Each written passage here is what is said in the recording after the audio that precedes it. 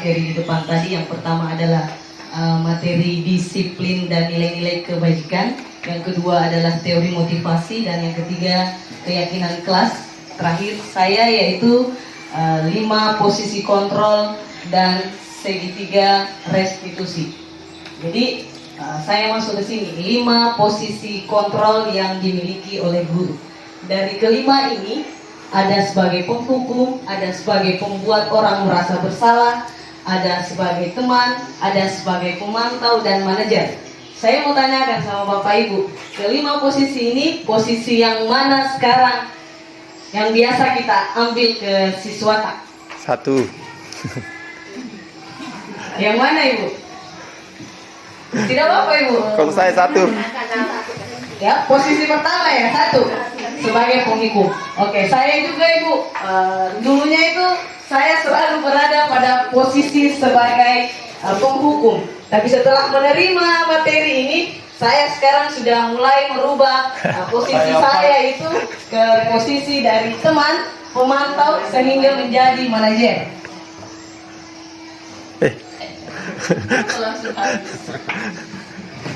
Orang tua itu memiliki visi yang sama. Jadi visinya adalah menuntun anak untuk mencapai tujuan yang diharapkan. Jadi saya juga selaku orang tua di rumah memiliki 2 putra. Tujuan saya yaitu membawa anak saya ke keselamatan dan kebahagiaannya. Jadi biasanya itu Ibu dalam untuk mencapai tujuan ini biasa bentroki dengan apa yang memiliki anak tak, sikapnya, perlakuannya. Jadi ketidakcocokan antara harapan guru dan orang tua dengan perilaku yang ditunjukkan oleh anak disertai dengan bukti pelanggaran keyakinan bersama yang telah dibuat sebelumnya. Jadi tadi sudah belajar tentang keyakinan kelas. Biasanya kalau ketika kita menuntun anak-anak itu biasanya bentrok dengan apa yang sudah kita yakini. Jadi menurut Gosen tadi dalam bukunya bahwa guru perlu meninjau kembali penerapan disiplin di dalam ruang-ruang kelas mereka selama ini. Apakah telah efektif, apakah telah berpusat, apakah telah memerdekakan dan membandingkan murid, bagaimana dan mengapa. Jadi melalui serangkaian riset berdasarkan teori kontrol Dr. William, jadi Gosen berkesimpulan ada 5 teori. Yang pertama adalah teori kontrol sebagai penghukum, pembuat rasa bersalah, teman, pemantau dan manajer. Yang pertama adalah posisi penghukum. Jadi di sini seorang guru atau orang tua posisinya penghukum adalah biasa menggunakan hukuman fisik atau secara verbal. Jadi orang yang akan menjalankan posisi penghukum ini senantiasa mengatakan bahwa sekolah memerlukan sistem yang lebih menekan murid-murid lebih dalam lagi. Jadi guru penghukum yang menerapkan posisi penghukum akan berkata, patuhi perintah saya. Awas ya, biasanya seperti itu Juli. Kamu selalu salah. Dengan biasanya guru seperti ini ciri khasnya yaitu 1, suara yang keras, tinggi, disertai dengan mata melotot, dengan jari yang menunjuk dan menghardik. Jadi biasanya itu kalau marah itu sudah bertolak pinggang. Kamu, saya selalu seperti itu dulu Ibu. Jadi ketika sudah nada suara tinggi itu, mataku sudah kemana-mana. Biasanya sih langsung berubah jadi belok. Jadi seperti ini. Jadi apa konsekuensinya ketika kita menerapkan posisi penghukum ke anak-anak? Yang pertama adalah murid itu secara tidak langsung akan marah. Mungkin tidak tampak karena takut. Jadi itu dalam dirinya itu posisi akan marah. Yang kedua, memendam. Jadi biasanya itu siswa kalau sudah dimarahi biasanya memendam dan lebih agresif ke temannya. Baru dimarahi di depan, di belakang itu Narobi tidak punya temannya, akan kembali seperti itu. Sudah Narobi lagi dipanggil lagi. Jadi ketika memang anak selalu dikasih hukuman itu akan berulang seperti itu. Karena kenapa? Anak-anak yang seperti ini memendam.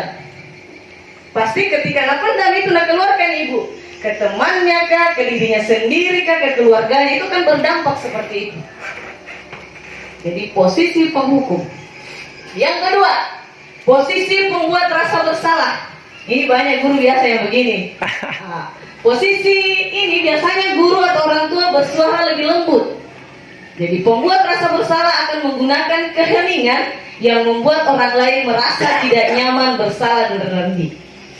Ibu sangat kecewa dengan kamu. Ini biasanya yang sangat cepat sekali kecewa sekali ibu sama kita, nak. Sering. Jadi bagaimana nih kalau mengetahui orang tua tak sudah dibikin salah? Oh, tari itu nanai. Tari. Jadi posisi ini akan membuat anak-anak membuat penilaian dirinya itu buruk. Jadi mereka akan merasa tidak berharga. Dan mereka telah mengecewakan orang-orang yang mereka sayangi. Jadi ciri khasnya biasanya guru yang di posisi kontrol pembuat rasa bersalah, yaitu suaranya memelas, halus. Biasanya itu sedih juga. Wih, pikuga nih rokok naiset tomat lamona. Itu pasti seperti itu. Yang kedua, bahasa tuh itu pasti merapat ke kanan. Pasti nangis anak-anak ibu. Kalau saya bilang, bagaimana itu kalau Tommy memata sama bapakta? Karena ibu. Nah, konsekuensinya adalah murid akan merasa bersalah, merasa menjadi orang yang gagal, tidak sanggup membahagiakan orang lain, dan murid akan tertekan. Ini yang bahaya sebenarnya. Ketika kita berada pada posisi ini itu bahaya sekali untuk anak-anak. Karena kenapa? Ketika anak itu tertekan, itu biasa ada anak satu stres. Ketika memang tertekan, wih jelek kak, pare, dia akan selalu mengutuk dirinya sendiri. Wih, sudah katanya bikin kesalahan, marah nih mamaku, wih anak apa maka ini. Biasa kan seperti itu. Jadi posisi ini sebenarnya harus dihindari. Karena kenapa? Ini secara verbalnya ke anak-anak dan luar psikisnya yang kita hantam. So, hatinya itu, ketika hatinya anak-anak biasa kalau sudah kecewa, tertekannya anak-anak itu larinya salah. Salah nih itu ibu biasanya, merokok Mika, apa Mika, itu pasti akan ke sana. Lanjut, posisi sebagai teman. Ini saya sering di SMA itu, di sekolah saya sering menjadi teman. Posisi ini biasanya guru tidak akan menyakiti murid, namun akan tetap berupaya mengontrol murid melalui pendekatan persuasif, bisa berdampak positif dan negatif. Jadi positifnya itu yang pertama, terjalin hubungan baik antara guru dan anak. Jadi saya itu kalau dekat sama anak-anak itu jalinannya saya bisa tahu, karena anak secara mendalam. Anak wali saya itu kalau cerita itu mulai dari A sampai Z. Ya ibu bisa itu HP 24 jam asal bukan curhat masalah hati. Terkadang saya seperti itu. Ibu, hati apa sih ini mau kubahas? Boleh Pak. Karena sudah mau bersuami jadi ada solusi-solusi. Jadi seperti itu anak-anak ketika kita menganggap dia sebagai teman, akan keluar itu Bu, mulai dari yang paling privasi. Karena kenapa? Saya dengan guruku ini adalah teman. Tapi negatifnya itu biasanya itu anak-anak selalu berharap sama gurunya. Yang kedua, terkadang juga anak tidak menghargai gurunya. Woi ibu, ya kan? Seperti itu biasanya anak-anak. Halo ibu. Ya. Kalau saya begitu ibu tidak pula deni, jalan ke saya terus. Nanti saya dapat sendiri, saya bilang, Jaki begitu di depannya teman tak? Saya kira teman ibu. Iya, pasti begitu balasannya. Jadi ciri khas pertama posisi kontrol guru di sini adalah biasanya ramah, akrab, dan sering bercanda sama siswa. Yang kedua, bahasa tubuh adalah merapat pada murid, mata dan senyum jenaka. Jadi konsekuensinya apa? Murid akan merasa senang bisa lebih akrab dengan guru. Dan satu sisi siswa akan merasa selalu bergantung terhadap guru. Posisi pemantau. Jadi posisi pemantau di sini biasanya guru mengawasi. Guru akan lebih bertanggung jawab atas perilaku orang yang diawasi. Jadi posisi pemantau berdasarkan pada peraturan dan konsekuensi. Dengan menggunakan sanksi, kita dapat memisahkan hubungan pribadi kita dengan murid sebagai seorang yang menjalankan posisi pemantau. Jadi biasanya itu apa yang kita lakukan, sanksinya apa. Jadi setelah ditanya, Sudah dilakukan apa? Tahu itu apa hukumannya? Itu seperti biasanya pada posisi pemantau. Jadi ciri khasnya itu adalah suaranya datar, terus bahasa tubuh formal sekali. Jadi formal, tidak dekat sama siswa. Jadi apa konsekuensi logisnya dari penerapan ini adalah murid memahami konsekuensi yang harus dijalankan karena telah melanggar salah satu peraturan. Jadi itu tadi, ketika tahu salah berarti terlambat kak, berdiri malah di depan kelas. Kan dia sudah tahu konsekuensinya.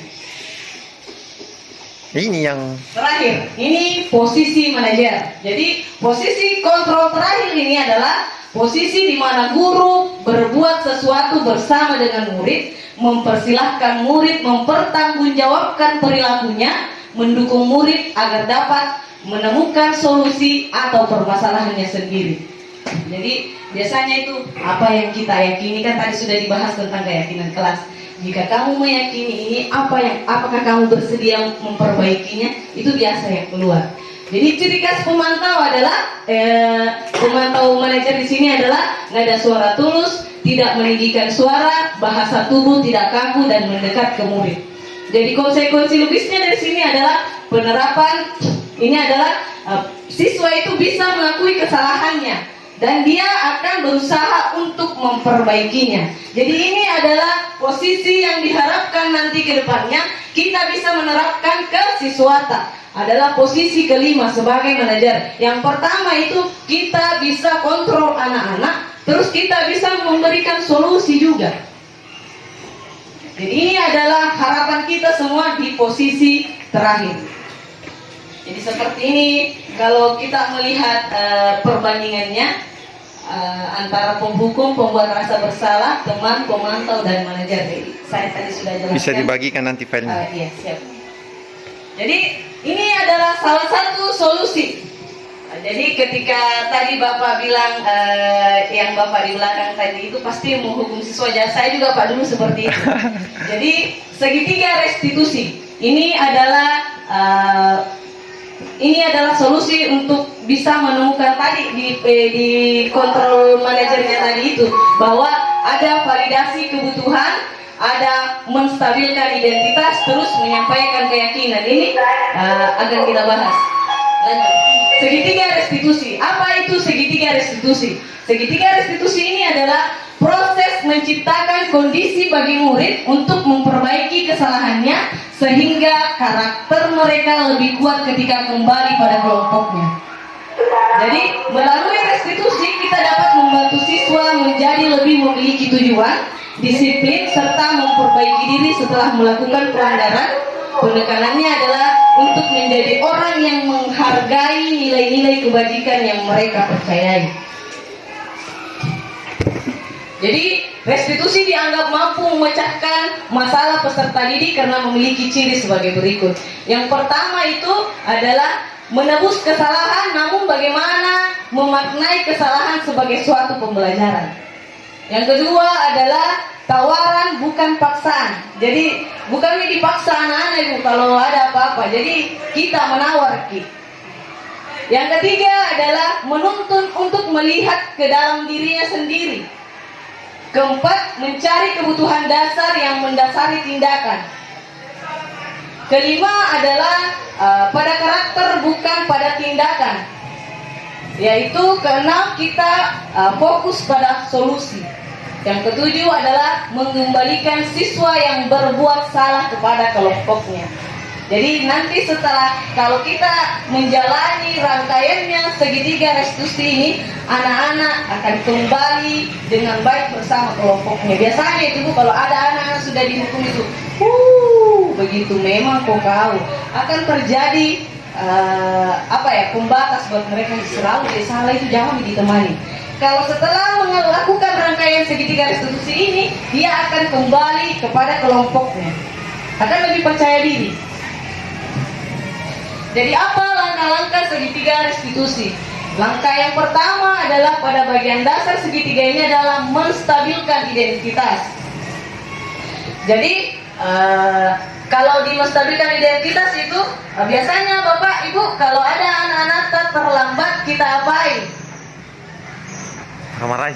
dimarahin langsung. Terlambat memang gojek kamu. Jadi kalau di posisi di sini segitiga restitusi itu kita harus menstabilkan dulu. Jadi kalau saya ada anak-anak yang terlambat masuk kelas atau dari kantin atau kalau biasanya saya jam pertama ibu kalau di mapel ekonomi sama prakarya jam pertama. Jadi selalu saya tanya, bilang kalau tidak apa-apa terlambat. Nah, manusia itu biasa memang berbuat salah. Ibu juga biasa terlambat ke sekolah. Ini adalah menstabilkan keadaan. Jangan sampai terlambat mana. Nah, jadi kita perlu stabilkan dulu keadaan. Jangan atau kalau sudah terlambat mana, sudah ada nih rasa takutnya, sudah dihatik lagi begini. Nah, emosinya naik. Jadi ketika kita menstabilkan keadaan bahwa ibu juga pernah begitu nah. Itu tanpa anak-anak langsung berubah mimik mukanya. Langkah kedua adalah kita sebagai guru itu memvalidasi tindakan yang salah. Konsep langkah kedua ini adalah kita harus memahami kebutuhan dasar yang mendasari tingkat anak berbuat kesalahan. Jadi biasanya itu anak-anak kita tanya, kenapa Ki bisa terlambat ke sekolah? Kalau saya terkadang dapat anak-anak, kalau saya dapat piket pagi Bu, di sekolah kami saya piket pagi. Itu biasa ada anak-anak yang tidak ada yang terlambat masuk upacara. Saya kebetulan piketnya hari Senin. Saya tanya, kenapa kita terlambat? Apa penyebabnya? Banyak beragam. Bu, tadi malam Bu ada acara dekat rumahku terlambat Kak. Tidur karena ikut juga menonton elektron. Itu satu. Ibu lama sekali Kak main game. Itu anak-anak akan terbuka dengan sendirinya. Ada ibu tabe Bu dari Kak pasar tadi ku bantu mamaku. Mas ini yang aku kelingan ku bantu mamaku. Padahal si subuh jika bangun itu masih terlambat Kak. Anak-anak akan terbuka seperti itu. Langkah ketiga adalah menanyakan keyakinan.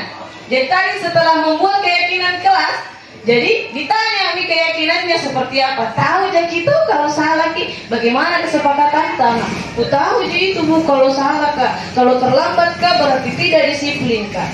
Jadi di sini adalah kita berusaha nanti untuk mencari solusi. Jadi kalau terlambat Ki nak bagaimana nih? Kalau sering Ki menonton elektron jadi bagaimana nih? Tidak nih Ibu.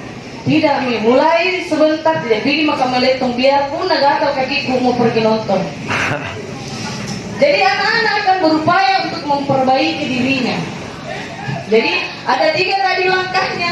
Jadi langkah yang pertama adalah kita stabilkan dulu keadaannya anak-anak. Yang kedua validasi. Yang ketiga adalah menanyakan keyakinan. Jadi ketika sudah menanyakan keyakinannya, insya Allah itu anak-anak akan berubah nih. Jadi ke depan ditanya memang nih harapan tak seperti apa. Wih anak mau sekali kalian itu keluar dari sekolah ini menjadi anak sukses. Apa cita-cita mau jadi polisi Bu? Barakallah. Setelah tamat SMA langsung masuk di polisi. Terima kasih Bu. Itu kan seperti itu. Jadi ini adalah serangkaian. Jadi sebuah ungkapan dari Ki Hajar Dewantara bahwa merdeka itu artinya tidak hanya terlepas dari perintah, akan tetapi juga cakap buat memerintah diri sendiri. Jadi semua sebenarnya kembali kepada diri. Jadi sekian Ibu apa yang sempat kami sampaikan. Semoga bisa bermanfaat. Salam makinah wabarakatuh. Salam dan bahagia.